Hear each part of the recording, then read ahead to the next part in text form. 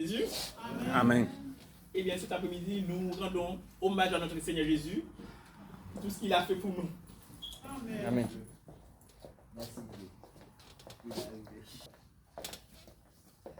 Eh bien, c'est un grand plaisir pour nous, eh bien, de s'assembler, mais pour partager la parole de Dieu. Amen. Comme dit la parole de Dieu, l'homme ne peut pas vivre avec le pain seulement, mais avec toutes les paroles qui sortent de la bouche de Dieu. Amen. Eh bien, c'est pour cela, même avec le temps maussade, etc., on est là. Pourquoi? Cela, il ne dit pas. Alors là, vous allez dire que je suis exigeant. Je peux l'être. Ça peut arriver. Mais, je vais vous dire quelque chose très sincèrement. Ne dites pas que vous faites quelque chose d'extraordinaire là. Pourquoi? Parce que demain, si Dieu veut, qu'il pleuve, qu'il neige, qu'il tombe, et bien vous allez travailler. Amen. Et bien, si vous venez en assemblée, vous ne faites pas quelque chose d'extraordinaire. Ça doit être l'ordinaire. Venir dans l'assemblée, ça doit être une nécessité. Un besoin vital. Comme l'homme a besoin de l'eau, sans l'eau, on ne peut pas vivre. Je ne dis pas de la nourriture, parce qu'on peut se priver de la nourriture, mais on ne peut pas se priver de l'eau pendant longtemps. Ah oui, sinon c'est l'hydratation, c'est la mort. Eh bien oui, nous avons besoin aussi de la parole de Dieu. Eh bien c'est toujours un plaisir, un honneur, une faveur pour nous, eh bien, quand nous sommes ensemble, eh bien, pour partager la parole de Dieu. Amen. Alors, la dernière fois, on parlait en fait des diacres, mais on n'avait pas terminé, comme on avait des visiteurs, etc. Eh bien, on était obligé, eh bien, d'échanger. Parce que quand quelqu'un nous en visite quand même, on ne sait jamais dans ce monde-là où nous vivons, eh bien, nous ne devons pas rater aucune occasion, eh bien, d'annoncer la parole de Dieu. Amen. Et de si vous entendez la parole de Dieu même une fois, eh bien, au dernier jour, vous ne pouvez pas dire, eh bien, même si en fait, je ne savais pas tout, mais au moins, j'avais entendu cette parole, une parole, la parole de Dieu. Amen. Et bien que nous savons bien ce qu'est la parole de Dieu, que vous ayez entendu la parole ou non, eh bien, vous serez jugé par cette parole. Amen. Parce que la parole est déjà écrite. Par exemple, malheureusement, nos grands-parents sont jugés. Même s'ils ne connaissaient pas, par exemple, la doctrine de Jésus-Christ, ils n'étaient pas en fait parvenus vers nous, vers eux. Pourquoi? Parce que bien, la doctrine était là. Voyez, on pourrait dire en fait que notre Dieu est injuste. Non, il est juste. Eh bien, nous qui avons, je ne vais pas dire chose, parce que non, ce mot-là, on ne peut pas le prononcer, nous sommes en Christ. Amen. Qui avait en fait cette opportunité, ce privilège, eh bien, d'avoir cette doctrine, eh bien, nous devons nous estimer heureux. Amen. Alors, on va prendre en fait le texte, on va prendre Acte 6, concernant les diacres. Acte chapitre 6.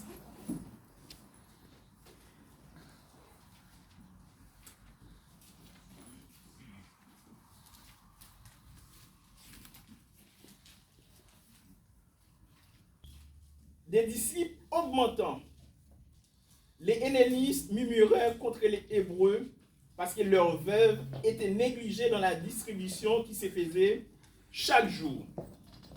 Alors, vous savez bien, eh bien, au jour de la Pentecôte, il y avait environ 3000 disciples. Et la parole nous dit, eh bien, que Dieu a ajouté, eh bien, les disciples chaque jour, eh bien, dans le groupe. Eh bien, ils étaient très nombreux. Et surtout, ils étaient tous ensemble. Est-ce que nous, là, nous pouvons nous habiter ensemble? Est-ce qu'on peut habiter ensemble?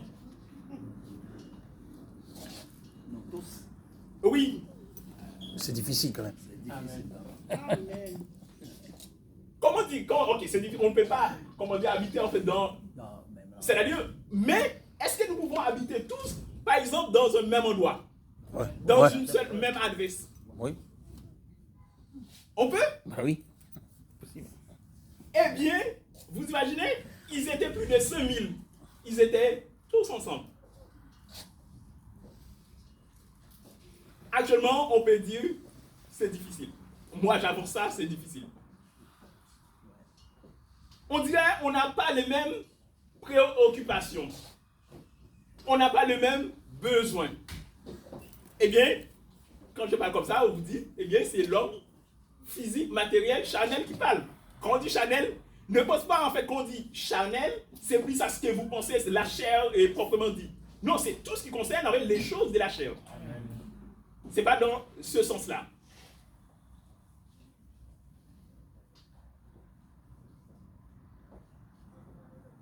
Ils étaient environ 5000 et ils étaient tous ensemble. Dans un même lieu, dans le temple des dieux à Jérusalem.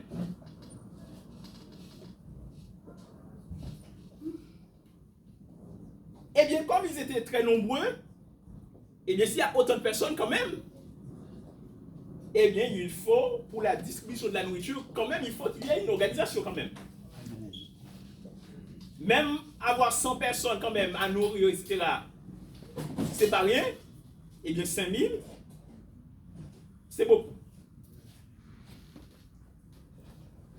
Les 12 convoquèrent, acte 6, verset 2, les 12 convoquèrent la multitude des disciples et dirent, il n'est pas convenable que nous laissions la parole de Dieu pour servir aux tables. C'est-à-dire, on ne peut pas faire les deux en même temps quand même. C'est-à-dire, on prêche la parole et on est au service des tables en même temps. C'est un peu difficile. C'est pourquoi, frères, choisissez parmi vous 7 hommes, dès qu'ils nous rendent un bon témoignage, qui soit plein d'Esprit Saint et de sagesse, et que nous chargerons de cet emploi. C'est-à-dire, eh bien, on va instituer des personnes, eh bien, qui sont responsables, qui sont chargées, eh bien, d'appliquer ces tâches. La distribution, la préparation. Bon, c'est plus la distribution des repas. Je ne vois pas trop, en fait, ces hommes-là, en fait, préparer les repas. C'est plus de la distribution. Et nous continuerons à nous appliquer à la prière et au ministère de la parole. Vous imaginez? Dans les assemblées protestantes, eh bien, on choisit celui, en fait, qui supplée le pasteur, on l'appelle diacre. Et pourtant, un diacre n'est pas là pour prêcher. Un diacre n'est pas là pour diriger l'assemblée. Un diacre, eh bien, son rôle, eh bien, est de servir aux missions des tables. C'est-à-dire participer, eh bien qu'un diacre, c'est-à-dire c'est un disciple comme tous les autres, mais son rôle principal, c'est pas prêcher, c'est pas annoncer la parole dans l'assemblée. Un diacre n'est pas un prédicateur, comme les font les protestants. Eh bien, les apôtres, eux, vont continuer à annoncer la parole et ils vont choisir des diacres pour servir les gens. Cette proposition plut à toute l'assemblée. Ils élurent Étienne, homme plein de foi, nous connaissons bien l'histoire d'Étienne, eh bien, qui a été tué, lapidé. C'est-à-dire, quand on dit lapidé, c'est-à-dire qu'il s'est tué à coups de pierre. Vous voyez, actuellement, il y a des gens qui utilisent cette méthode-là. La lapidation.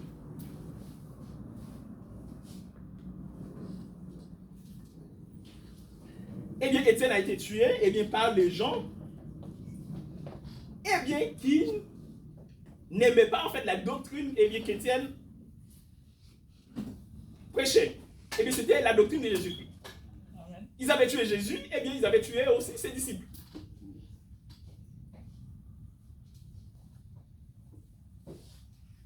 Cette proposition plut à toute l'assemblée. Ils élurent Étienne, homme plein de foi et d'esprit saint, Philippe, nous connaissons aussi Philippe, qui était diacre et aussi évangéliste. Philippe avait 4 filles qui étaient évangélistes avec lui. 4 filles qui prêchaient avec Philippe.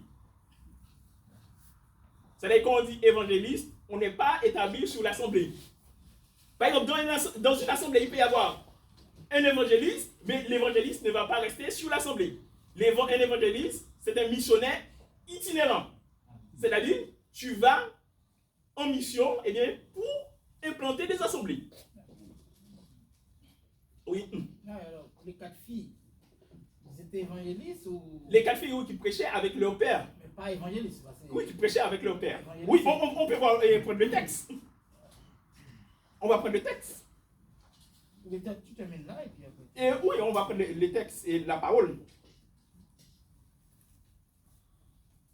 C'est Actes chapitre 21, versets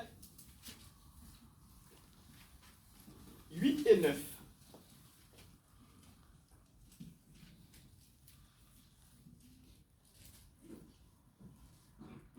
Et nous arrivâmes, c'est le verbe partir et le verbe arriver au passé simple. C'est quoi les Français n'ont pas l'habitude d'écrire. C'est là en fait qu'ils écrivent le passé simple. Le passé simple, on peut dire en fait, ça ne fait pas partie en fait de la grammaire pour eux. Philippe, l'évangéliste, c'est Philippe qui était l'évangéliste, qui était l'un des 7. Quand on dit l'un des 7, c'est l'un des 7 diacres. Nous logeâmes chez lui. Il avait 4 filles vierges qui prophétisaient. Philippe avait 4 filles. Quand on dit 4 filles vierges, c'est-à-dire c'est 4 filles qui n'étaient pas encore mariées. C'est le thème. C'est-à-dire Philippe était l'évangéliste, il avait 4 filles qui prêchaient, annonçaient la parole avec lui. Il y avait un pasteur qui m'avait pris ce verset en disant, il y a ces 4 filles-là qui prêchaient avec Philippe, ces 4 filles-là parlaient dans l'assemblée. Non, Philippe est évangéliste. Il peut y avoir des évangélistes dans l'assemblée, mais un évangéliste ne dirige pas une assemblée, forcément. Et un évangéliste part en mission, comme son nom l'indique. Il est missionnaire. Et c'est pour là que les filles de Philippe, partaient en mission avec leur père. D'accord, on revient dans Actes chapitre 6. Cette proposition plut à toute l'assemblée. Ils élurent Étienne, homme plein de foi et d'Esprit Saint, Philippe, Procor, Nicanor, Timon, Parnémas, Nicolas, prosélyte d'Antioche. Quand il dit quelqu'un est prosélyte, c'est-à-dire c'est quelqu'un qui s'est fait convertir dans une nouvelle religion. Par exemple, les Juifs avaient l'habitude de faire des prosélytes. C'est-à-dire quelqu'un qui était du dehors, on doit l'inculquer les règles judaïques. On doit le circoncire, etc. Ah oui, la première chose à faire, c'est la circoncision. Pour les hommes, pas pour les femmes. Parce que la circoncision, c'était pour les hommes seulement. C'est ça qu'on appelle les prosélytes. Ils les présentèrent aux apôtres qui, après avoir prié, leur imposèrent les mains. En fait, l'imposition des mains était réservée aux apôtres. Par exemple, moi, je ne peux pas imposer les mains à quelqu'un. L'imposition des mains, c'était réservé aux apôtres. Actuellement, on n'utilise pas l'imposition des mains. On fait la prière, etc. pour élire quelqu'un, en fait, dans un poste. Mais, pas l'imposition des mains. C'est-à-dire, on voit très clairement, il y a une différence. Il semble que ça existe. Et il semble que ça existe. L'imposition des mains. Il va placer les anciens, l'évangéliste lui-même, il doit. L'évangéliste impose les mains.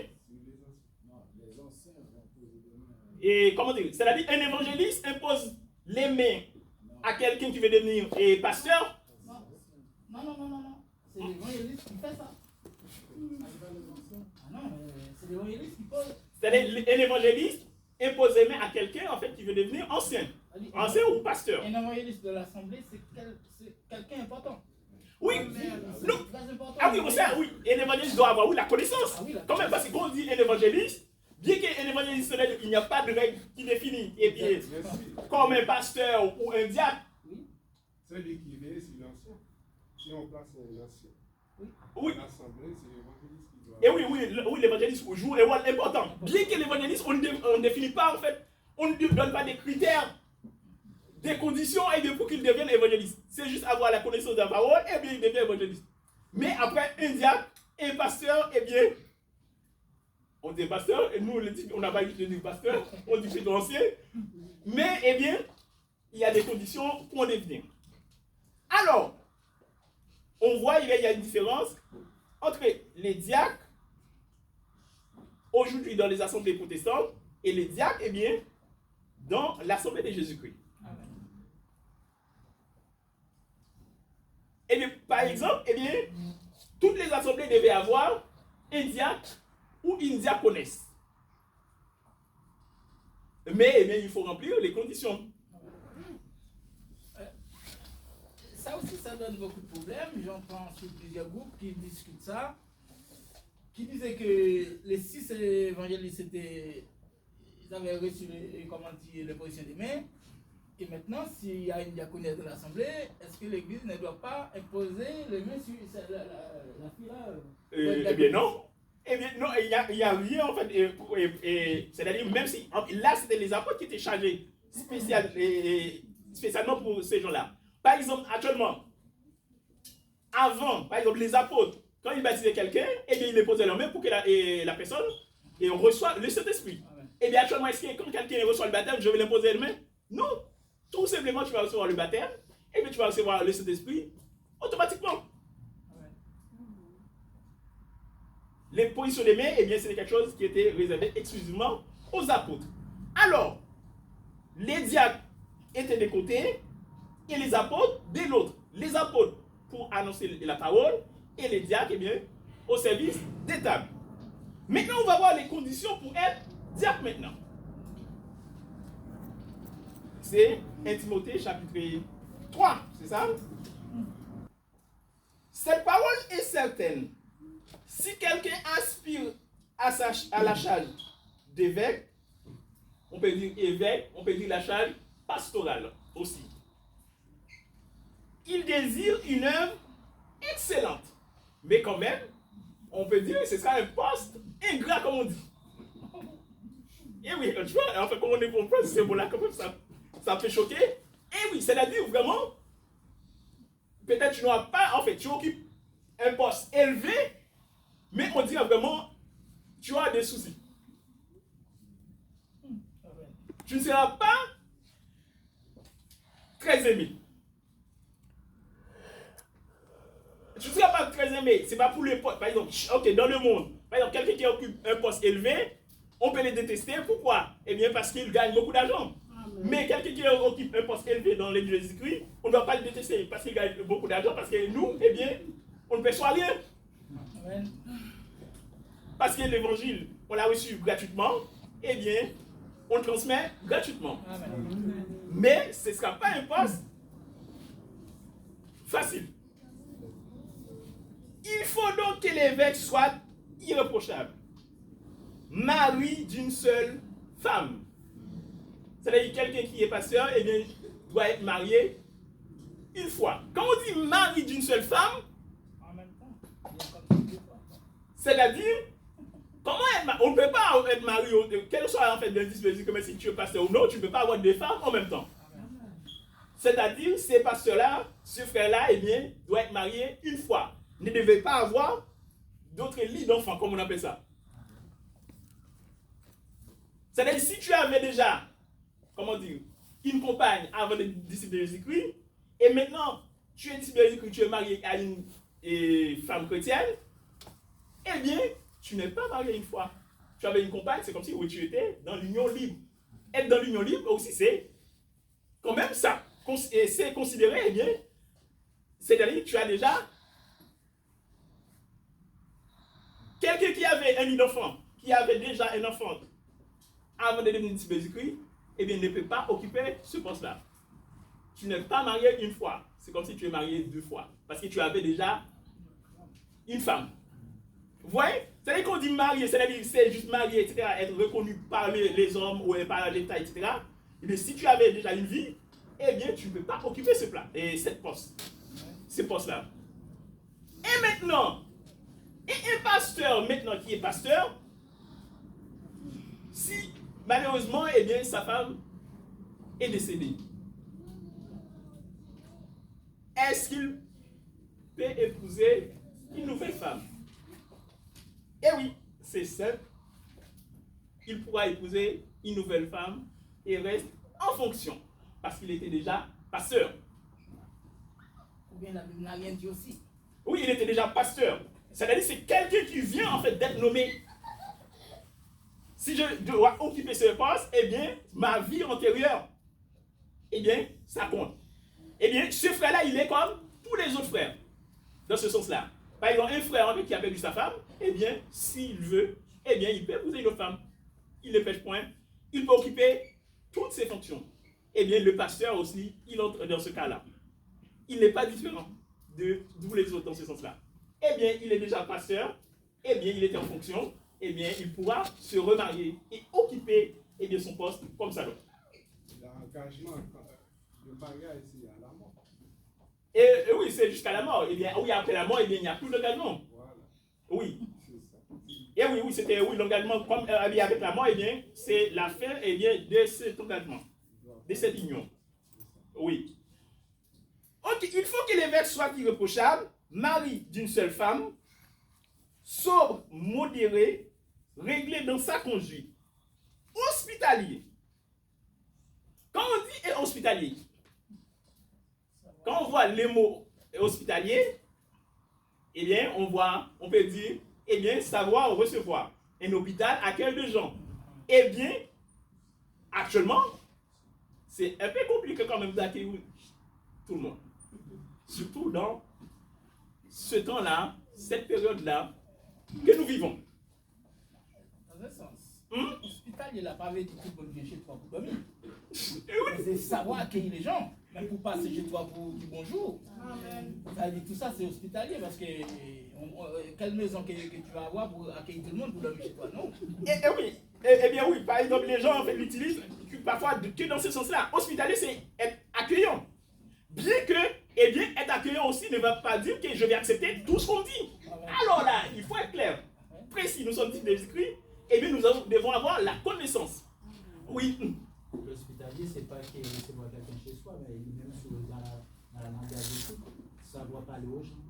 Tout ça, ça en fait partie. Exactement. C'est-à-dire, eh bien, même si quelqu'un vient, en fait, et s'adresse à toi, même de manière un peu brutale, eh bien, il faut avoir la maîtrise, eh bien, pour répondre ou même ne pas répondre. Amen. Ah oui, peut-être parfois il est mieux de ne pas répondre. Eh oui, parce que quand même, si quelqu'un vient, en fait, brutalement vers toi, et bien, si tu réponds, peut-être ça ne va pas être très simple. On peut aller dans le même sens. Eh bien, c'est pour ça, eh bien, ce serait mieux de ne pas répondre. Et bien, comme ça, eh bien, tu gagnes. Amen. Eh bien, oui, l'hospitalité, oui, c'est être aussi accueillant. Être accueillant, ça ne veut pas dire, eh bien, la Bible me demande d'accueillir tout le monde, eh bien, je t'accueille, viens comme tu es, comme en fait la publicité, viens comme tu es, etc. Non! Nous sommes des écrits. Il faut que nous utilisons eh bien, la connaissance que Dieu nous donne. Amen. Ok, on peut accueillir les gens, etc. Mais c'est-à-dire qu'on ne va pas accepter tout ce qu'on nous dit. Nous sommes des écrits. Soyez vigilants, soyez prévoyants.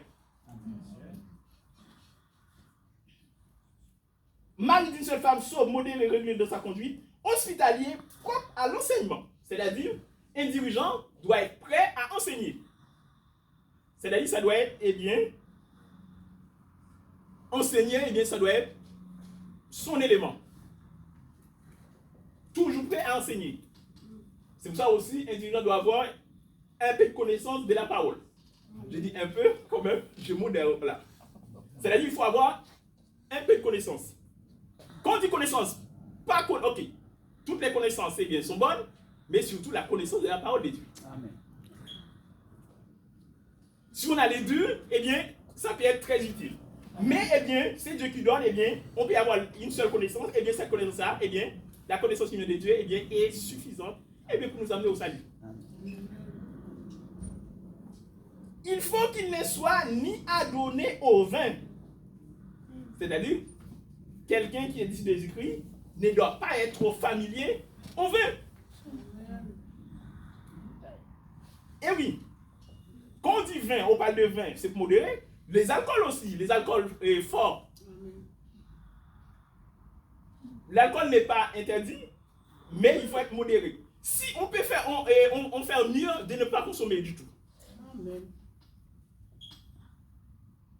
Bien qu'il ne soit pas interdit. Il ne faut qu'il soit ni adonné au vin, ni violent. Il ne faut pas eh bien, qu'un dirigeant soit violent. Il faut être modéré. Mais indulgent, pacifique, désintéressé. Vous imaginez, il y a vraiment, on demande beaucoup de choses. Pour une seule personne, il faut qu'il soit pacifique, indulgent, désintéressé. Quand on parle de désintéressé, et de c'est-à-dire, eh bien, je ne peux pas partir. Je suis impartial dans ce que je fais. Et ce que je fais, eh bien, je le fais que pour Dieu, eh bien, je n'attends rien en retour. Amen. Car ma récompense, eh bien, vient de Dieu. Amen. Il faut qu'il dirige bien sa maison et qu'il tienne ses enfants dans la soumission et dans une parfaite honnêteté. Alors là, ça peut être compliqué, surtout quand les enfants deviennent grands, adultes. Comme la parole dit, et suit l'enfant selon la voie qu'il doit suivre, quand il sera vieux, ou elle sera vieille, on a peur de dire ce mot, et bien quand on dit ce mot-là, et bien on dit on est prêt à en faire la partie. Non, et bien c'est le texte qu'il dit. Oui, être âgé. Eh bien, il ne s'en détournera pas. C'est pour ça qu'on commence dès les plus jeunes âges. Avec nos enfants. Et bien c'est pour cela, eh bien, nous devons apprendre à nos petites filles à porter le voile. Amen. Et bien si on nous entend, on va dire, nous aussi, nous faisons comme les autres. Eh bien, nous sommes dit des écrits. Eh bien, nous devons inculquer, des bonnes éducations à nos enfants. Amen. Du coup, quand l'enfant porte les voiles, tout petit, quand elle sera grande, ce ne sera pas gênant pour elle, en fait, de porter. Par exemple, je vois, Luna porte les voiles là, c'est ça? Amen. C'est bien. Même toute petite. On doit commencer dès le plus jeune âge. C'est ce que la Bible demande. On doit instruire l'enfant selon la voie. Car si quelqu'un ne sait pas diriger sa propre maison, comment prendra-t-il soin de l'église de Dieu? Parce que l'église de Dieu est parfois ingérable. Parce qu'on a toutes les sensibilités réunies dans un même lieu. On n'a pas toutes et tous la même compréhension. Et pourtant, nous avons tous la même foi, la même espérance. Vous imaginez? Et la parole de Dieu nous demande de nous supporter les uns les autres. Amen. Si tu as plus de compréhension que moi, tu dois être prêt à me supporter. Moi qui ai moins.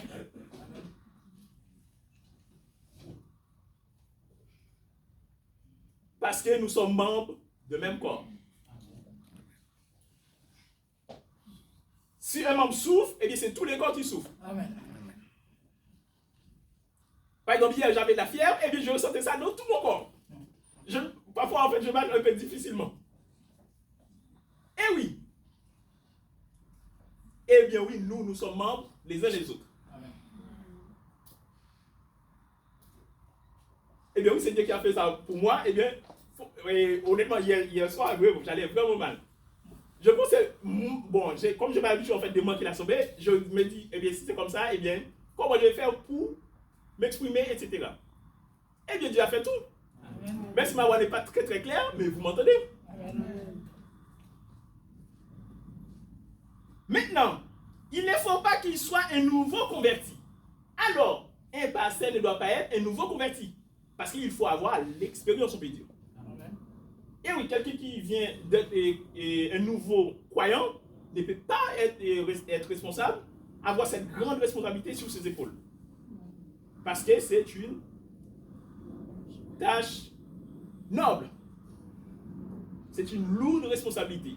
Et il faut être prêt à l'assumer. On ne peut pas laisser tomber quand les difficultés surviennent.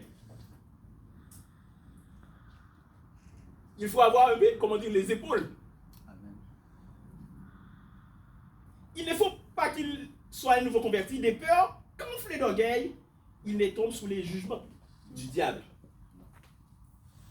Oui, parce que quand on occupe ce poste-là aussi, on peut être, parce que les postes sont élevés, on peut se considérer être supérieur aux autres. On peut être enflé d'orgueil. Mais eh bien, nous qui sommes Jésus-Christ, eh bien, nous sommes toujours prêts à nous abaisser. Amen. Eh bien, quoi que nous fassions, eh bien, c'est grâce à Dieu. Si nous pouvons réaliser, eh bien, quelque chose de bon. Amen. Il faut aussi qu'ils reçoivent un bon témoignage de ceux du dehors. Alors, c'est compliqué. Même les gens du dehors doivent dire du bien de toi. Afin de ne pas tomber dans l'opprobre et dans les pièges du diable. Maintenant, les diacres aussi doivent être honnêtes. Ah oui? On parle contre l'honnêteté, c'est malhonnêteté. Eh bien, les diacres doivent être honnêtes, intègres. Eh bien, quand on parle d'intégrité, quand même, Rien à reprocher. eh oui, les diacres ne doivent pas être cupides. Et oui, quand on parle de cupidité, eh bien, on voit l'argent. Et oui, parce que vous aurez eh bien, l'argent entre vous-mêmes. Eh bien, il faut l'utiliser à bon escient.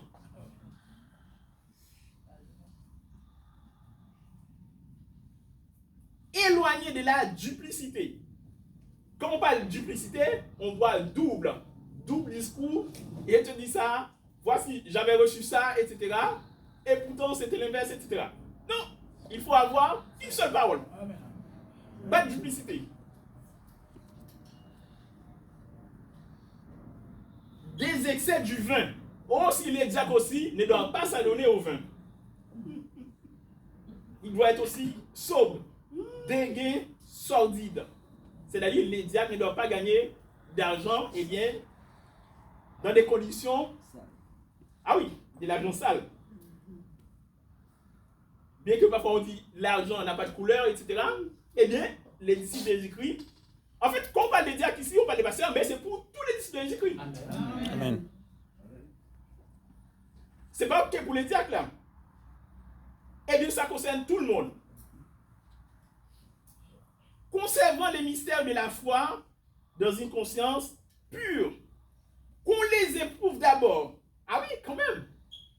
On doit éprouver les diacres. On doit les mettre à l'épreuve, comme on dit. C'est. Ah oui, c'est comme à l'essai quand même. Les diacres ont une période d'essai. Ah oui, quand même. Alors, vraiment. Et qu'ils exercent ensuite leur ministère. Ça, c'est dans l'évangile de Jésus-Christ. Et, Tout ça là, c'est dans l'évangile de Jésus-Christ, ça. bien sûr, nous sommes là-dedans. Et oui, c'est les diacres doivent être mis à l'épreuve. Tout parler que la Bible est en train de parler. Il parle de. Oui, c'est pour nous. Nous qui sommes disciples de Jésus-Christ. disciples. Et oui. C'est tout. Mais les autres qui sont dans l'autre direction. Bien que, en fait, même si je ne connais pas en fait toutes les enseignements de Jésus-Christ, c'est rare qu'on allait appliquer ça comme ça. Aller mettre quelqu'un à l'épreuve quand même. Non, mais on a Quelqu'un qui est frère en Jésus-Christ comme toi. Même si on ne va pas le mettre à l'épreuve, mais on a des bons témoignages de lui. Oui, mais on va suivre avant de les nommer. Et c'est comme si en fait c'est quelqu'un qui est postulant, qui est candidat. Eh bien oui, avant d'être nommé, eh bien c'est comme si maintenant, eh bien, il doit convaincre. Comme on peut dire en fait dans le monde, dans ce sens-là. Il doit convaincre. Comment dire? Et qu'ils exercent ensuite leur ministère s'ils sont sans reproche. C'est-à-dire, ils doivent passer l'examen. S'ils réussissent, eh bien, ils pourront occuper en fait leur poste. Vous imaginez, c'est pas pour dénigrer les diacres, et pourtant on peut dire, et en fait, être diacre quand même, c'est un poste très simple. Et pourtant, il faut remplir toutes ces conditions. Quand même, ça fait beaucoup. Et oui. C'est très important. On a déjà des problèmes. Par exemple, tu te rappelles, on a réuni toutes les assemblées de Jésus-Christ dans le monde. On avait réuni 21 000 $ pour notre sœur qui allait faire opération. C'est-à-dire, si cet argent, c'est un diacre qui l'a reçu et puis il l'a gaspillé, jusqu'à ce que la sœur était même morte. Par exemple, hein, oui. ça.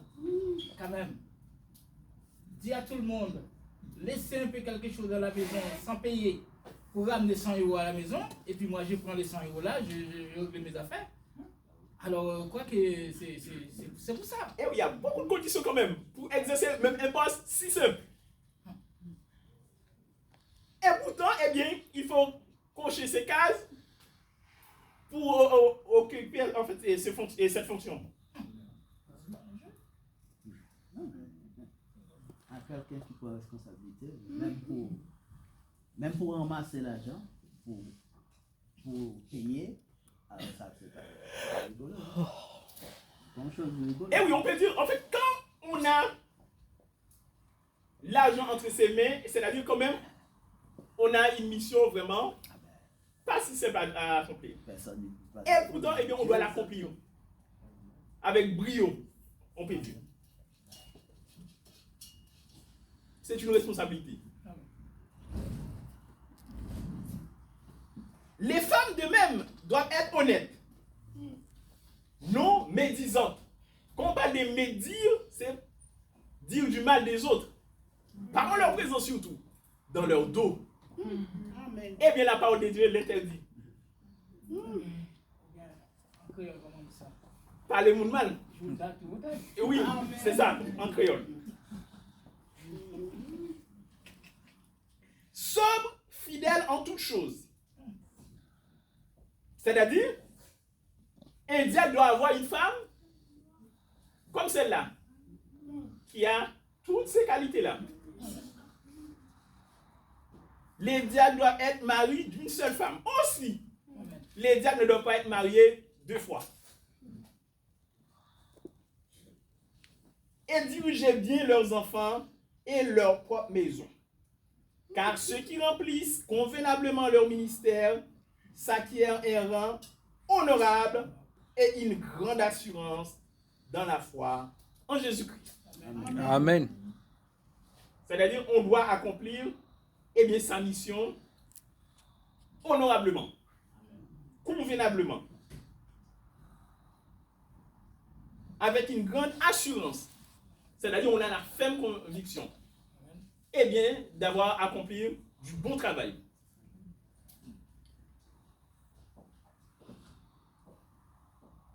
Je t'écris ces choses avec l'espérance d'aller bientôt vers toi. Mais que tu saches, si je t'aide, comment il faut se conduire dans la maison de Dieu, qui est l'église du Dieu vivant, la colonne et l'appui de la vérité. C'est-à-dire l'église est la colonne et l'appui de la vérité. Et sans contredire le ministère de la piété est grand, c'est lui qui a été manifesté en chair, justifié par l'esprit, vu des anges, prêché aux gentils, cru dans le monde, élevé dans la gloire. On parle de qui? De Jésus. Il a été vu des anges. Il est allé prêcher aux gentils. C'est-à-dire les gentils, ce sont les païens. Nous qui étions païens, nous sommes devenus disciples de Jésus-Christ. Bon, bien que parfois c'est un petit peu complexe maintenant, de dire maintenant, quel est notre rôle vraiment? Quel est notre poste? Nous sommes disciples de Jésus-Christ maintenant. Amen. Nous sommes devenus une nouvelle créature. Nous avons part maintenant à l'héritage des saints.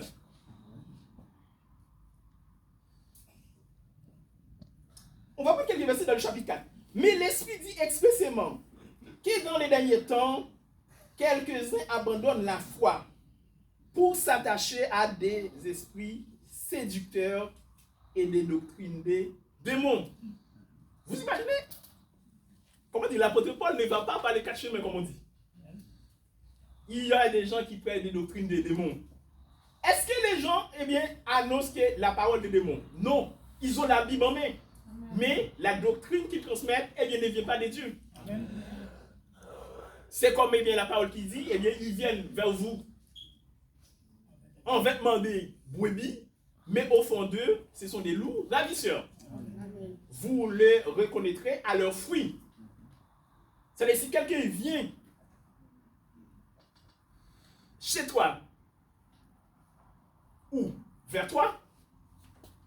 Parce que pas forcément en fait que chez toi qu'on peut t'annoncer la parole de Dieu. Et n'apporte pas la bonne nouvelle, l'apôtre Jean dit, il ne faut pas recevoir cette personne. Bien que nous, je l'ai dit, et je pense que tous les frères abondent dans mon sens, on va recevoir, même si quelqu'un vient m'annoncer une nouvelle étrangère, moi je vais le recevoir. Maintenant, je vais écouter ce qu'il apporte, je vais refuter ce qu'il apporte, moi je vais l'annoncer, la bonne nouvelle de Jésus-Christ. Amen.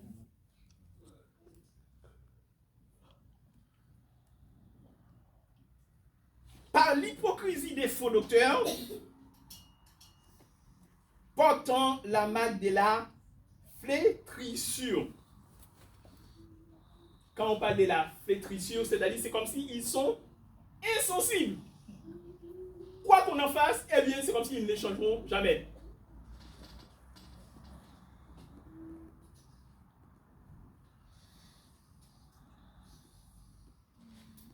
L'hypocrisie des faux docteurs. Quand on dit des faux docteurs, ce sont des gens qui annoncent, qui prennent des fausses doctrines. Prescrivant de ne pas se marier. La parole de Dieu n'interdit pas le mariage. Oui. Et on est dans 1 Timothée chapitre 4, le verset 3. Prescrivant de ne pas se marier. Et oui, il y a des gens, on sait bien que dans la religion catholique, par exemple, les gens, en fait, qui sont appelés prêtres, ils disent qu'ils ne doivent pas se marier. Ils doivent... Pourquoi? Je pense qu'ils tirent, en fait, ce texte concernant l'apôtre Paul. Mais il n'y avait pas que l'apôtre Paul qui était apôtre. Et les autres apôtres, ils étaient mariés. Pierre était marié. Ils tirent ça par rapport à l'apôtre Paul. Bien que la parole de Dieu dit, en fait, quelqu'un qui est marié, doit avoir aura une double responsabilité. C'est-à-dire que tu dois prendre soin de ta famille et tu dois occuper aussi les fonctions de l'église. On peut occuper les deux en même temps. Mais c'est-à-dire, il ne faut pas, c'est-à-dire il faut essayer de mener les deux très bien. C'est-à-dire, je prends soin de ma famille, malgré ça, je n'abandonne pas l'assemblée de Jésus-Christ. Vous imaginez, c'est-à-dire, même si, la parole de Dieu me demande de prendre soin de ma famille, je ne peux pas dire, comme la Bible me demande ça, je peux abandonner l'assemblée, trouver un travail où je ne peux même pas venir à l'assemblée, pour prendre soin de ma famille. Vous imaginez, c'est-à-dire, il faut faire les deux en même temps. C'est pour ça qu'on dit, on a la double responsabilité. Mais on doit mener à bien les deux. Je voudrais savoir de quelle source il tire cette religion catholique que les prêtres ne doivent pas se marier. Il est dit dans la Genèse que pour Dieu qu'il n'était pas bon que l'homme reste seul. Et là, les prêtres ne doivent pas se marier. Pourquoi? D'où ça vient cet enseignement qu'ils ne doivent pas se marier? C'est très simple, c'est comme l'apôtre Paul le dit. C'est-à-dire quelqu'un qui n'est pas marié et qui s'occupe des choses spirituelles. C'est dans ce sens-là. Par exemple, il y a des prêtres, il y a des sœurs. Il y a des femmes qui sont des sœurs qui ne sont pas mariées. C'est-à-dire qui s'occupent des choses des églises, comme on dit. C'est pas Dieu lui-même qui le dit, c'est une déduction parce que l'apôtre Paul parle comme ça. Non, c'est eux qui disent ça. C'est comme l'apôtre Paul le dit, ils le font ainsi. Mais la Bible n'interdit pas aux gens de se marier. La Bible dit oui, quand on est marié, c'est-à-dire on aura beaucoup de responsabilités, c'est-à-dire on doit mener à bien ces deux responsabilités. On doit nourrir, prendre soin de sa famille et aussi faire avancer la parole de Dieu. Les deux en même temps. Chez nous, un homme qui ne se marie pas, chez les Juifs, il est considéré comme pas un homme. Un homme qui se marie pas, est-ce que c'est un péché selon notre doctrine, la doctrine chrétienne? Non, au contraire, la parole de Dieu dit, cette personne-là, aura accompli les tâches de Dieu. Mais comment ils font dans la vie? Est-ce qu'ils font des trucs en secret aussi? Non, la parole de Dieu. Non, mais c'est-à-dire, si on est marié, on est marié. Si on n'est pas marié, c'est-à-dire, la Bible dit, vous devez être marié. Mais c'est-à-dire, si vous, par exemple, vous vivez, en fait, dans les maisons, etc. Mais non, la Bible, en fait, ne l'autorise pas. C'est-à-dire, vous devez décider de vous marier. Soit vous mariez, ou vous n'êtes pas marié. Ah oui, c'est ce que dit la Bible. Mais, par exemple, dans la parole de Dieu, quelqu'un qui n'est pas marié, il n'a pas commis un péché. D'accord. Mais Mais aussi, on doit les deux, eh bien, c'est pareil, eh bien, quelqu'un qui est marié, eh bien, n'a pas commis de péché non plus. On doit C'est l'apôtre Paul qui l'a dit, on et doit c'est la parole de rester- Dieu. on doit rester fidèle, c'est tout. Et oui, à Dieu À Dieu. et à sa femme. Amen. Et oui, comme dit la parole de Dieu, eh bien, si un homme est fidèle à sa femme, il est à Dieu. Si une femme est fidèle à son mari, il est automatiquement à Dieu. Parce que c'est Dieu qui nous a réunis dans les liens du mariage. Oui, par rapport à quelqu'un qui ne marie pas, ça veut dire il doit rester comme ça, sans en contact à personne. Eh bien oui, parce que oui, C'est soit vous êtes marié ou vous n'êtes pas marié. Voilà. Eh bien oui, c'est comme ça. Ok. C'est-à-dire, par exemple, dans ton milieu, etc., c'est-à-dire c'est différent par rapport à ce qu'annonce la parole. Par exemple, chez toi, ou dans... Ok, je dis chez toi. Ouais, dans mon ancien milieu.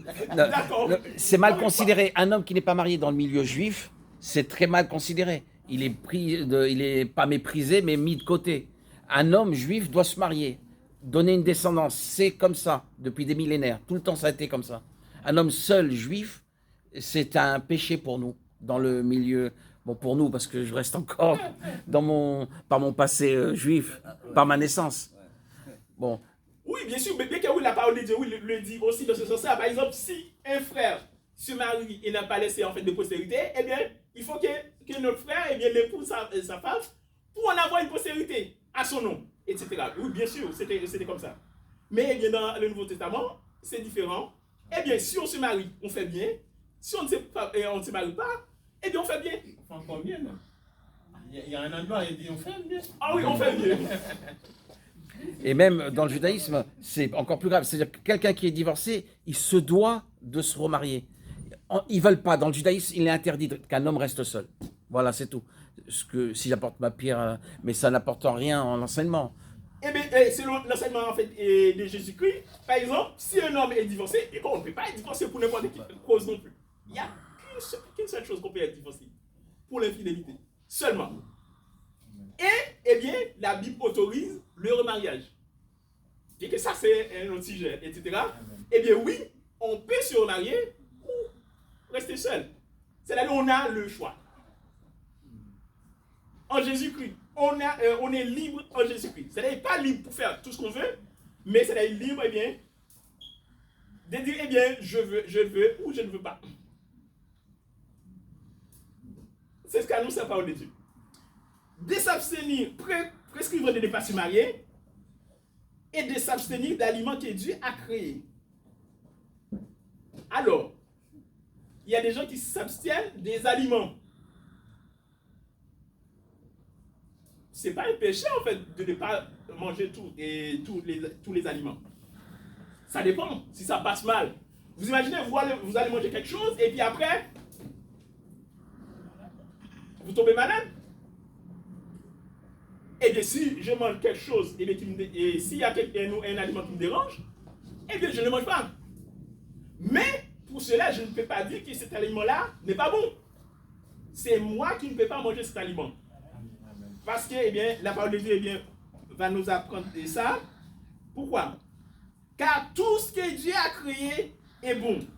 Et rien ne doit être rejeté pourvu qu'on le prenne avec action de grâce. Amen. Et c'est pour cela, eh bien, nous qui sommes des écrits, nous ne devons pas, eh bien, nous prononcer sur un aliment en disant, eh bien, qu'il est impur. Eh oui, c'est-à-dire, moi qui suis des écrits, je peux manger le porc. Tu imagines, toi, un jour, tu peux manger le porc Mais et tu ne pêches pas? maintenant que je le suis baptisé, il n'y a plus de souci. Eh oui, bien que c'est ça, très compliqué à 99% que tu manges le porc. Mais si tu m'invites, tu manges. Eh bien, même si je t'invite, je ne te donne pas le porc. Parce que je pense qu'au fond de toi, eh bien, ça va être un peu compliqué. Ah, Oui? pas vraiment. Je sais pas, j'ai plus vraiment de. Je sais plus. Je sais plus dire. C'est-à-dire que je me sens plus concerné. Moi, je peux manger n'importe quoi. Cet esprit que j'ai reçu, je pense tous les baptisés aussi, nous libère de tout. Moi, j'étais très dans la rigueur, dans la servitude aux lois et tout. Aujourd'hui, je m'en suis... je passe sur YouTube, là. Bon, je suis anonyme, ça va. Mais aujourd'hui, je suis libéré. Je me sens plus du tout concerné par les lois. C'est juste par respect pour ma femme que je continue à suivre les règles, mais Aujourd'hui, je suis tout à fait libéré. Hein. Je te dis, je peux en manger. Apporte-moi un petit peu de cochon. D'accord. Et tu sais, parce que comme dit la parole de Dieu, et comme dit l'apôtre Paul aussi, c'est-à-dire, je ne veux pas attrister mon frère, et bien concernant une nourriture. Si je sais que, même si en fait tu as un peu de volonté de le manger, alors qu'après ça va te faire du mal, eh bien je préfère ne pas te donner ça. Eh oui, parce que nous quand même, là, Dieu nous a donné en fait de l'intelligence. Parce qu'après, si jamais il y a quelqu'un qui a, même si c'est pas ça, s'il est tombé malade après, c'est pas ça qui le fait tomber malade, mais il est à l'hôpital, s'il y a tout ça, il va dire c'est les porcs. Maintenant là, c'est. Et oui, il a trouvé ce porc-là parce que chez lui, on ne consomme jamais les porcs. Eh bien oui, c'est pour tout ça, eh bien, nous sommes petits Jésus-Christ, mais nous pouvons prendre des précautions aussi. Dans ce sens-là, bien sûr. Même que peut-être tu as un peu de volonté en fait de manger, peut-être moi, je peux te priver de ça. Tu vois? Car tout ce que Dieu a créé est bon. Et rien ne doit être rejeté pourvu qu'on le prenne avec action de grâce. C'est-à-dire, si tu pries sur un aliment, eh bien cet aliment-là est pur et sacré. Amen. Tout ce que Dieu a créé est bon. Par exemple, je pourrais avoir du mal à consommer un aliment, mais je ne dois pas me dire que cet aliment-là est mauvais. En même temps, tu vois, parce qu'il y a quelque chose qui vient. Si vraiment nous sommes des serviteurs de Dieu, nous pouvons faire la Sainte Seine maintenant. Amen. Parce que si nous ne faisons pas, c'est parce que nous avons manqué de la foi. Parce que dès que nous prions avec la foi, eh bien, la Sainte Seine devient vraiment bénie. Amen. Ce que ce verset a dit. Alors, comme tu viens de dire tout à l'heure, on est ensemble, mais il y a des fois on n'a pas la même foi. Et oui, c'est ça. Mais moi-même, je sais à 100%, au nom de Jésus-Christ, eh bien on prie, on fait la Sainte Seine, même s'il y a quelqu'un qui était malade, eh bien nous ne serons pas contaminés. Amen. C'est la foi en Jésus-Christ. Bah oui. Il pas dit il faut faire. Et oui, parfois, oui, par exemple, on vit par rapport au contexte. Vous imaginez, il y avait une polémique concernant, et je pense que c'était au début en fait de l'épidémie. Il y a une assemblée catholique qui a pratiqué la Sainte Seine. Ça quand même a fait le tour. Pourquoi? Même si nous sommes dit Jésus-Christ et nous avons la pleine assurance en Jésus-Christ. Par exemple, je me rappelle quand j'ai été hospitalisé, on m'a posé plein de questions, etc. Il sait bien, bon, cette personne-là, je ne sais pas en fait où cette personne a appris toutes ces choses. Il sait bien, cette personne-là sait bien que nous faisons, eh bien, la Sainte Seine, nous vivons en fait dans la même cour. Ah ouais? Et oui, parce que oui, on m'a parlé de ça quand j'étais hospitalisé. Eh bien, est-ce que vous avez fait la Sainte Seine, etc. pendant cette période-là? Eh bien, il faut contacter toutes ces personnes. Vous imaginez? Pour les contacter, pour les appeler, etc. Comme, eh bien, c'était un peu contagieux pour moi, eh bien, c'est comme si je pouvais contaminer les autres dans ce sens-là. C'est pour cela que nous avons la foi, etc. Eh bien, oui, c'est la viendra. Amen. Eh bien, comme dit l'apôtre Paul, l'apôtre Jésus, si nous avons la foi comme un gré de s'élever, eh nous pouvons même dire à une montagne de se déplacer, de te jeter dans la mer, et elle nous obéirait. Amen.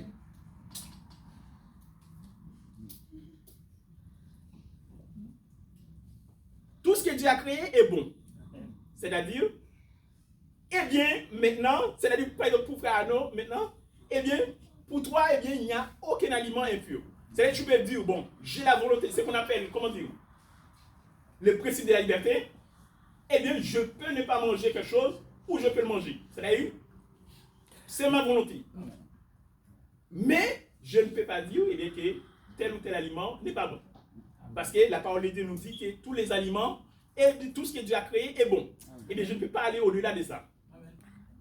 Mais là, tu parles de la liberté humaine. Moi, je ne parle pas de ma liberté humaine de choisir du cachère ou du pas cachère.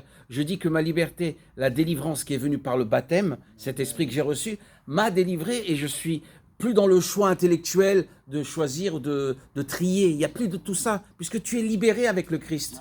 Dans le Christ, tu es sauvé. Tu as l'Esprit Saint qui t'anime et tu ne fais même plus la distinction c'est caché ou pas caché. C'est pour ça que je te fais la blague, je peux manger du cochon, mais sans hésitation. C'est même pas une blague. C'est-à-dire que l'Esprit de Dieu, l'Esprit de vérité, te montre, il te dessille les yeux, il t'ouvre les yeux, il te montre clairement que la nourriture, il n'y a plus de différence entre ce qui est pur et impur. Tout est pur. C'est Corneille, c'est toute la Bible, c'est tous les peuples qui se sont convertis, qui ont reçu l'Esprit Saint. Tout le monde pourra te dire la même chose. Oui, acte 10, oui, vraiment, oui. Parce que oui, parce que lui, il est juif. Eh bien, pour lui, quand il a vu en fait les animaux, les quadrupèdes, etc., alors là, quand même, d'où vient ça? Oui, Pierre. Quand il a vu ça, eh bien, quand même, c'était énorme. Et la voix a dit, Pierre, tue et mange. Amen. Et puis Pierre a dit, oui, Seigneur, je n'ai jamais mangé rien de souillé. Et pourtant, eh bien, c'est la représentée, c'est une figure en fait des païens et des qui devaient se convertir dans le christianisme. Amen. Eh bien, Corneille était le premier païen converti. Corneille était romain.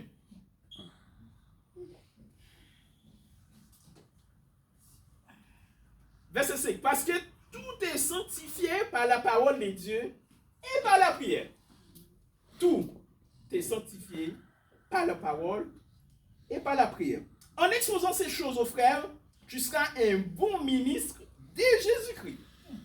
Pas un ministre dans les gouvernements humains, mais un ministre de Jésus-Christ. Amen. Eh bien, au passage, je l'ai dit pour nous, eh bien, nous ne pouvons pas occuper un poste, un ministère sur la terre. Nous sommes disciples de Jésus-Christ. Et vous savez bien que Jésus, on voulait l'introduire roi. Bien que Jésus est roi. Mais il n'est pas roi sur la terre. Qu'est-ce qu'il a dit? Il a dit, mon royaume n'est pas de ce monde. Amen. Si mon royaume était de ce monde, eh bien, mes serviteurs auraient combattu pour moi. Mais mon royaume n'est pas de ce monde. Eh bien, nous sommes sur la terre, eh bien, mais notre royaume n'est pas de ce monde non plus. Nous attendons, eh bien, la cité céleste. Amen. Là où la justice habitera. Amen. En exposant ces choses aux frères, tu seras un beau ministre de Jésus-Christ, nourri des paroles de la foi et de la bonne doctrine que tu as exactement suivi. Amen. La bonne doctrine. En fait, je pense que ces mots-là, quand même, avaient vraiment fait peur à notre frère Arnaud. Il y avait un Arnaud avant toi. Oui. Quand on a l'habitude, pour lui, il dit, à chaque fois, il entend doctrine, vraiment, et bien ça, je vais prononcer les mots, c'est pas mon mot habituel, mais je vais le dire. C'est pas mon langage, c'est le mot qu'il allait dire. Ça l'a saoulé. Quand même d'entendre ça tout le temps. On parle des doctrines, quand même c'est pour lui, quand même c'est incroyable. Et aussi pour lui, c'est quelqu'un, eh bien, pour nous, on avait même hésité en fait de le baptiser, parce que lui, il a reçu la parole, je pense qu'il s'est fait baptiser 2 ou 3, quelques jours après avoir en fait entendu la parole. On ne comptait même pas les faire. Il nous a sorti ça, et bien après ça, tu ne peux plus refuser. Et s'il est mort? Vous imaginez? S'il est mort dans le baptême? Et s'il est mort avant, par exemple, si nous, par exemple, nous attendons, nous ne voulons pas le baptiser tout de suite, et s'il est mort? Eh oui, il nous avait dit ça. Parce que pour nous, par exemple, quelqu'un ne peut pas se pointer ici, là, en disant que je souhaite me faire baptiser. Ok, d'accord, tu souhaites te faire baptiser, mais est-ce que tu as entendu la parole de Dieu? Est-ce que tu as... Parce que pour se faire baptiser, il faut être convaincu par la parole de Dieu. Ah oui, parce que le baptême est un engagement. Eh bien, je dois savoir, eh bien, il faut être bien aimé, en fait, de la chose que tu vas accomplir. Parce que, eh bien, c'est pas une mince affaire. Être baptisé, eh bien, c'est s'engager pour la vie. Et bien, c'est pour ça, eh bien, quand même, il faut entendre la parole de Dieu pour être convaincu, eh bien, oui, je suis prêt. Eh bien, la doctrine, la parole que j'ai entendue, eh bien, c'est la parole de Dieu. Eh bien, je suis prêt à me faire baptiser. Eh bien, lui, eh bien, pour lui, quand même, il a dit ça, eh bien, c'est imparable. Après cette phrase-là, c'est comme Philippe, qui était avec l'Éthiopien. Eh bien, voici de l'eau. Qu'est-ce qui empêche que je sois baptisé? Si tu crois de tout ton cœur, cela est possible. Eh bien, après avoir ressenti ça, eh bien, c'est imparable. Il n'y a rien à faire, eh bien, on doit le baptiser. C'est-à-dire, tu ne dois pas refuser le baptême aux gens, etc. Mais, eh bien, le baptême est un engagement d'une bonne conscience. Après le baptême, eh bien, il faut suivre les enseignements. Il faut être prêt. Par exemple, quand on va se faire baptiser, eh bien, oui, on s'engage, eh bien, à honorer, eh bien, Christ dans le bon comme dans les mauvais jours. Amen. C'est comme dans le mariage. Eh bien, oui, quand on est marié, eh bien, c'est un engagement, eh bien, qu'on a pris pour la vie. Amen. Et oui, il faut être prêt, eh bien, à surmonter les difficultés, eh bien, en Christ aussi. Amen. On doit tout surmonter, comme dit l'apôtre. Pourquoi il est parti comme ça? C'est Non, comme ça. par exemple, pour lui, il est parti pour ça. Par exemple, pour lui, il avait horreur d'entendre que nous disons que, les gens, qui ne pratiquent pas la vraie doctrine des Écritures ne seront pas sauvés. C'est comme si, nous faisons une différence. Et pourtant, c'est la parole de Dieu qui fait la différence. La parole de Dieu dit, quiconque va plus loin et ne demeure pas de la doctrine de Christ n'a point Dieu. C'est-à-dire, même si tu confesses les noms de Dieu, tu peux ne pas avoir Dieu. Par exemple, si tu pratiques une doctrine étrangère à celle de Christ, tu n'as pas Dieu.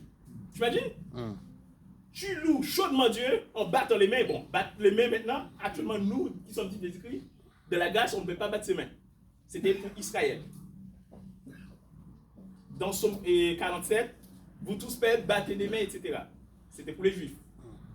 Dans la grâce, nous n'avons pas trouvé un verset où nous pouvons battre des mains. C'est-à-dire, je peux avoir la parole de Dieu entre mes mains, je peux annoncer, louer chaudement Dieu, et je n'ai pas Dieu. C'est pour ça, pour lui, c'était invraisemblable d'entendre ces choses. Par exemple, pour lui, ses parents qui étaient catholiques, si on dit que ses parents ne sont pas dans la vraie doctrine des Écritures, et dans la doctrine où ils sont, s'ils restent là-dedans, ils ne seront pas sauvés, pour lui quand même, c'est comme si on a fait la différence entre eux et lui, pour lui, il n'accepte pas ça. Et pourtant, il faut être prêt à assumer, quand on est disciple des Écritures, on entre dans un combat. Il faut être prêt à avoir des ennemis. Oui, tout le monde ne sera pas tes amis. Je dis des Écritures. Si tout le monde est tes amis, il y a un problème. Parce que sinon, c'est comme si tu fais comme eux. Quand tu es disciple des Écritures, tu ne peux pas faire comme eux. Tu dois être différent d'eux. C'est pour ça que l'apôtre Pierre le dit. Maintenant, il nous calomnie. Pourquoi? Parce que nous n'agirons pas comme avant. Nous ne sommes plus dans les mêmes débordements. Nous ne pouvons pas aller dans les boîtes de nuit, dans les concerts, etc. Parce que ça, c'est pour les gens du dehors, pour les païens. Nous sommes disciples des Écritures, nous devons confesser le nom de notre Seigneur Jésus. Il faut abandonner les choses du dehors et mettre la main sur les choses d'en haut. Amen. Repousse les contes profanes et absurdes. Alors, quel mot? Les contes, les fables. C'est pour ça, je pense, par exemple, nous qui sommes haïtiens, en Haïti, il y a des gens qui ont l'habitude de raconter des contes, des blagues, etc. Un disciple des Écritures ne peut pas faire des blagues. Il ne peut pas raconter des blagues. Quand tu racontes des blagues, forcément, tu mens. Amen. Un disciple des Écritures doit être sérieux. Exerce-toi à la piété, car l'exercice corporel est utile à peu de choses, tandis que la piété est utile à tout. L'exercice corporel, quand on fait des exercices physiques, etc., c'est pour nous maintenir en bonne santé. Surtout actuellement avec le temps qu'il fait là, ce serait compliqué de sortir aller faire du sport. Vraiment. Mais la parole de Dieu nous dit, tandis que la piété est utile à tout. Parce que la piété, c'est la clé qui peut ouvrir toutes les portes. Amen. Aucune porte ne sera fermée avec la piété. Ayant la promesse de la vie présente et de celle qui est à venir. C'est là une parole certaine et entièrement digne d'être reçue. Et oui, nous avons pleinement confiance en cette parole.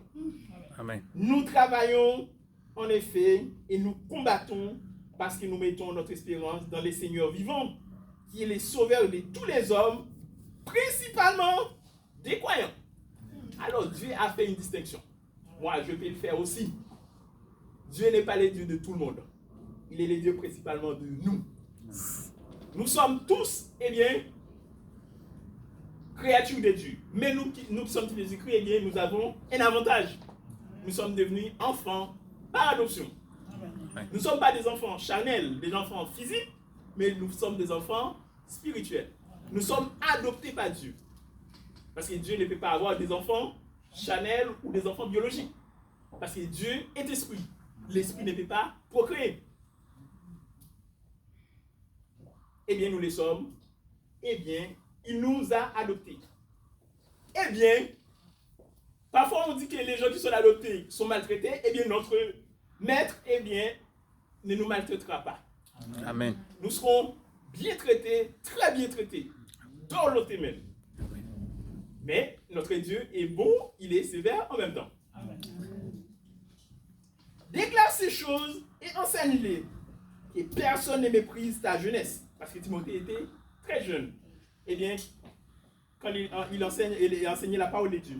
Parce que nous mettons notre espérance dans les dieux vivants, qui est le sauveur de tous les hommes, principalement des croyants. C'est l'apôtre Paul aussi l'avait dit, si quelqu'un n'a pas l'esprit de Dieu en lui, il avait dit. On va prendre des textes dans Romains.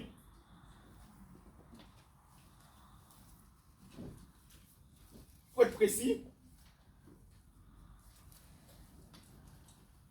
L'apôtre Paul l'avait précisé. Parce que nous avons l'habitude en fait de le dire, mais parfois, eh bien, c'est Romains chapitre. Et je vois. C'est Romains 8. On va prendre Romains 8, verset 9.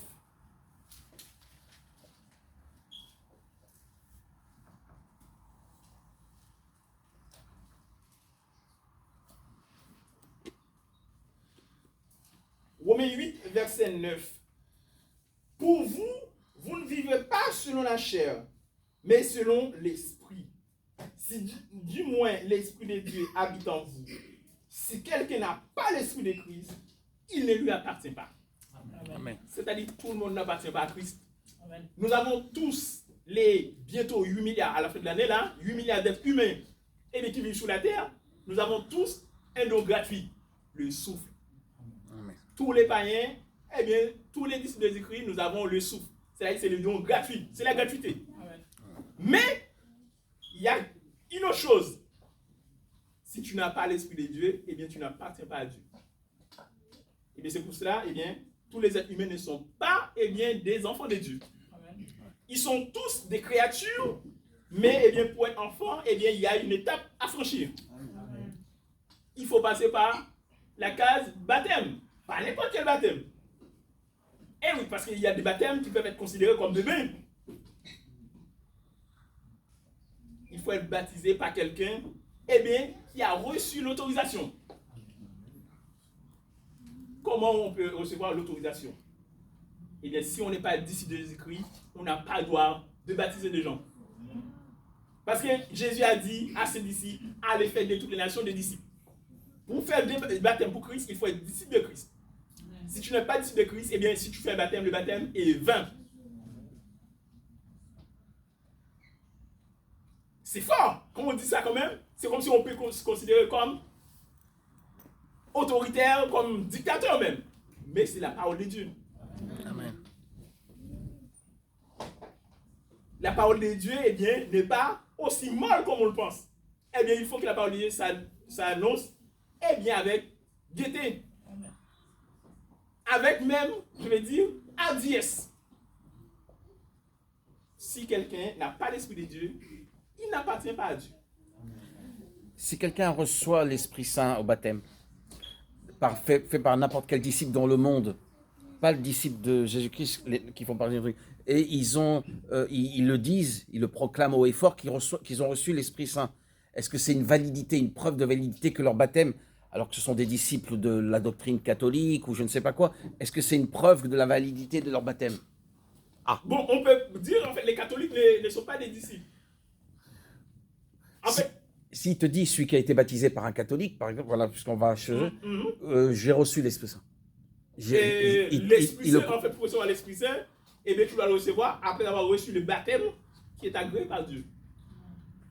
Par exemple, et on entend souvent, il y a des faux gendarmes, des gens qui font des escroqueries. Par exemple, ils te demandent de l'argent, etc.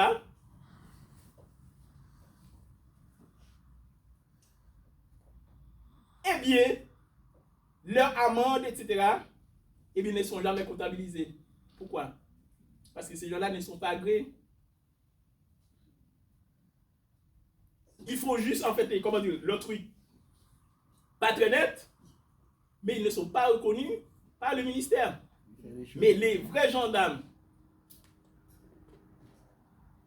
eh bien, qui ont le droit, eh bien, de dresser des procès-verbaux, etc., eh bien, oui, chaque contravention qui donne à quelqu'un, eh bien, est répertoriée.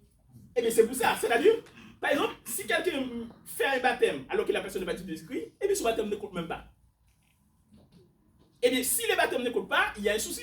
Tu ne peux pas recevoir le Saint-Esprit en recevant un baptême qui n'est pas agréé par Dieu. Pour recevoir le Saint-Esprit, il faut que ton baptême, eh bien, soit agréé. Il faut que ton baptême soit valable. Alors vous, bien, avec Flano, la personne peut recevoir un esprit. Un esprit. Voilà, c'était ça ma question. Parce que moi j'ai vu sur Internet, On a vu des protestants. Voilà. Après, ils reçoivent un esprit, mais quel esprit? Ils ont vécu une certaine. Cet esprit. Parce qu'on a vu ça tout le temps. C'est ça ma question. Et il y en a qui sont plongés, après ils tirent même des coups sur la personne qui a plongé. Est-ce que c'est cet esprit? Ça, c'est pas l'esprit de Dieu. C'est ce que frère Non, Aloïs veut pas savoir. de- moi j'ai vu plusieurs fois sur Internet des chrétiens qui n'ont pas été baptisés selon la doctrine que nous connaissons, pas au nom de Jésus, au nom du Père, du Fils et du Saint-Esprit, d'accord? Mais qu'ils ont témoigné qu'ils ont eu une véritable métanoïa, une transformation, une métamorphose en eux-mêmes, et qu'ils étaient plus, du jour au lendemain, ils n'étaient plus les mêmes. Moi, personnellement, avec ce baptême que j'ai eu, j'ai reçu une transformation incroyable. Même ma femme, ma propre femme, que j'ai vécu avec 28 ans avec elle, je continue à vivre avec elle, elle ne me reconnaît plus. C'est-à-dire qu'il y a une métanoïa après le baptême, il y a une transformation, on le voit réellement. Et ces gens-là qui sont sur Internet et que j'ai vu de nombreuses fois témoigner, et qui sont pourtant baptisés au nom du Père, du Fils et du Saint-Esprit, ils témoignent qu'ils ont été réellement transformés de l'intérieur. Alors comment dire que c'est faux? C'est ça que ma question, tu vois. Comment peux-tu me dire que c'est faux? En fait, avec la doctrine de Jésus-Christ n'est pas si compliquée que ça. Disciples, frère, Vas-y. comment disciples déjà? Les disciples déjà. Eh oui, oui, frère, Il a pas frère. recevoir le Saint-Esprit. Oui, frère Arnaud, oui. Dis-moi. En fait, il y avait des gens, eh bien, que l'apôtre Paul avait rencontrés. C'est dans Acte 19. Il leur a parlé, en fait, avez-vous reçu le Saint-Esprit quand vous avez cru? Il leur a dit, nous n'avons même pas entendu Oui, je sais. parler du Saint-Esprit. Il leur a dit, de quel baptême avez-vous été baptisés? Eh bien, ils répondirent, du baptême de Jean. Eh bien, le baptême de Jean était le baptême de repentance. En recevant ce baptême, eh bien, tu ne peux pas recevoir le Saint-Esprit. Pour recevoir le Saint-Esprit, il faut être baptisé, eh bien, en Jésus-Christ. Par exemple, c'est le baptême, eh bien, qui est agréé, eh bien, c'est le baptême au nom de Jésus. Si tu ne connais pas Jésus, eh bien, comme le principal sauveur, c'est impossible de recevoir le Saint-Esprit, parce que le Saint-Esprit vient avec lui. Très bien. Alors ces gens, qu'est-ce qu'ils ont reçu alors? Pour être autant transformés. Ils le disent, ils témoignent. Ils ne sont pas des menteurs, à moins que ce soit des menteurs. C'est des milliers de personnes qui témoignent. Oui, bien sûr, ils ont reçu un esprit, mais qui n'est pas Celui de Dieu. l'esprit de vérité. Ah, voilà. D'accord. Je sais, bah, tu m'enseignes, voilà. Non, parce que je me reconnais un petit peu dans cet Arnaud là qui revient plus, que moi aussi je me dis, comment ça se fait qu'il y a autant de divisions, qu'on n'accepte pas en tant que disciple de Jésus-Christ l'autre. Et lui, il s'est vexé parce que, en fait, il s'est senti humilié par rapport à ses parents. Vous l'avez divisé, séparé. Donc je me dis, ça, maintenant tu viens de me donner un élément qui m'éclaire. En fait, quelqu'un qui est hors de la doctrine et qui voit que il y a que ceux qui sont privilégiés, honorés, ceux qui suivent la doctrine. Tu vois, je veux pas être trop long. Je vois que tu vois, ceux qui suivent la doctrine, c'est eux les privilégiés, c'est eux les élus. Comme nous, les pharisiens, les juifs, on dit, c'est nous les élus, les autres, non, c'est à part, ils sont pas importants. Moi, j'ai toujours aimé, ça fait presque 20 ans, avant même que je vous connaisse, que j'ai lisé Jésus. J'ai toujours aimé Jésus parce qu'il faisait pas de hiérarchie. Il était toujours pour l'amour et l'acceptation de tout le monde dans son ensemble. Oui, chaque fleur fait un bouquet énorme, quelle qu'il soit, une fleur rose, noire, jaune, un tournesol, une marguerite, tous ensemble. Et toi, tu m'enseignes avec cette doctrine que nous, qu'on a la seule doctrine, la doctrine de Jésus-Christ, on est Comme les juifs, tu parles comme un juif en fait. On est les élus, on est les préférés, et ceux qui ne nous suivent pas sont dans le faux. Tu vois ce que je veux dire? Tu comprends mon problème? Mais là, tu viens de m'éclairer sur autre chose qui vient un peu de me changer ma réflexion. D'accord, et c'est pour ça, eh bien, Jésus l'avait dit. T'as bien compris tout ce que j'essaye de te dire? Eh bien sûr. Mais je ne veux pas m'éloigner, excusez-moi. Depuis l'arrivée de Jésus, C'est bien ça. eh bien, là, comment dire, le Saint-Esprit avait annoncé à Marie, tu auras des soucis. Avec cet enfant-là que tu auras, quand même. C'est ça, un bouleversement dans ta vie. Oui? Par exemple, aux Antilles, il y a des gens qui ont en fait, qui ont des mauvais esprits et qui parlent en langue. Qui sont possédés. Il y a des gens en fait qui sont possédés, pendant qu'ils font la sorcellerie, ils sont possédés, ils parlent en langue. Cette langue-là, c'est pas la langue de Dieu. Non, pas du tout. Voilà. Parce que la parole de Dieu nous dit, même Satan peut se transformer en ange de lumière. Et moi-même, j'ai déjà vu une cousine à moi possédée parler en langue. Donc ça veut dire que les gens possédés de mauvais esprits peuvent parler en langue. Et oui, bien sûr. Et bien, nous avons l'exemple en fait dans la Bible. Et bien, que les gens qui voulaient imiter les disciples. C'est dans les frères et dans Acte 19 là. Eh bien, que l'Esprit a dit, je connais Paul, je connais Jésus, mais toi, qui es-tu? Eh bien oui. C'est-à-dire, pour répondre à notre frère, par exemple, eh bien, avec l'arrivée de Jésus, avec la doctrine de Jésus-Christ, eh bien, la Bible dit, eh bien, dans une famille, même dans une famille, il y aura de la division. Quand on dit la division, c'est-à-dire, nous n'aurons pas eh bien, les mêmes paroles avec la venue de Jésus-Christ. Il y aura 2 contre 3, 3 contre 2, etc. Pourquoi? Eh bien, avec cette doctrine, etc., eh bien, tu peux ne pas t'entendre avec tes amis. Pourquoi? Parce que eux, ils sont dans leur truc, et bien toi, eh bien, tu as connu la vérité. Pour nous, est-ce que c'est nous qui voulons mettre les gens à l'écart? Qui sommes-nous? Nous ne sommes rien. Mais, eh bien, nous avons reçu cette grâce exceptionnelle. Comme dit, eh bien, les apôtres. Nous voulons, parce que la parole de Dieu nous dit, nous sommes édifiés sur le fondement des apôtres et des prophètes. Jésus lui-même étant la pierre angulaire. Eh bien, pour nous, eh bien, nous devons essayer de parler, nous ne sommes pas des apôtres, mais eh bien, de faire comme eux. Eh bien, s'ils annoncent, s'ils prêchent quelque chose, eh bien, nous le prêchons aussi. Mais si les apôtres n'enseignent pas quelque chose, nous ne devons pas l'enseigner non plus. Eh bien, c'est pour cela, eh bien, nous sommes basés, eh bien, sur la Bible. Par exemple, même s'il y a 2 gens, par exemple, pour nous, eh bien, ils peuvent dire, eh bien, nous les excluons vraiment. Mais ce n'est pas nous qui le faisons. C'est plutôt la parole. Eh oui, c'est la parole. Amen, très bien, très bien. Parce que, eh bien, si c'est moi, en fait, qui exclue quelqu'un, eh bien, c'est ma parole. Mais si je prends la Bible, les textes bibliques, eh bien, pour dire, voici ce que la Bible dit, eh bien, ce n'est pas moi qui ai fait cette exclusion. Eh bien, c'est la Bible. C'est la Bible qui a dit, eh bien, voici mes serviteurs. Voici les gens, eh bien, à qui je confie ma parole. Et ces personnes-là, eh bien, doivent transmettre cette parole, eh bien, à toute la terre. Amen. Aux autres. Eh bien, c'est pour cela, eh bien, pour que les gens soient sauvés, eh bien, nous disons, ils vont nous prendre pour des arrogants maintenant. Eh bien, il faut qu'ils entendent, eh bien, la parole de Dieu. Amen. De la part des disciples de Jésus-Christ. Des gens, eh bien, qui sont envoyés de Dieu. Des gens qui sont envoyés de Dieu, tout simplement. Alors, le temps presse vraiment, il est déjà 18h36. Et surtout notre soeur qui va très loin. Et oui, qui va parcourir environ 2 heures. Eh bien, pour rentrer à la maison quand même, eh bien, c'était un plaisir eh bien, de partager eh bien, ces versets avec vous. Je n'ai même pas pris beaucoup de versets. Peut-être, on dirait que j'ai un discours un peu plus que de prendre des versets. Mais, eh bien, je pense que, eh bien, nous, tous, eh bien, nous devons nous mettre ensemble. Main dans la main, comme nous venons chanter. Ne soyons pas divisés. Soyons unis. Amen. Nous sommes frères et sœurs en Christ. Amen. Tendons-nous la main pour que nous avancions ensemble. Amen. Que Dieu bénisse. Amen.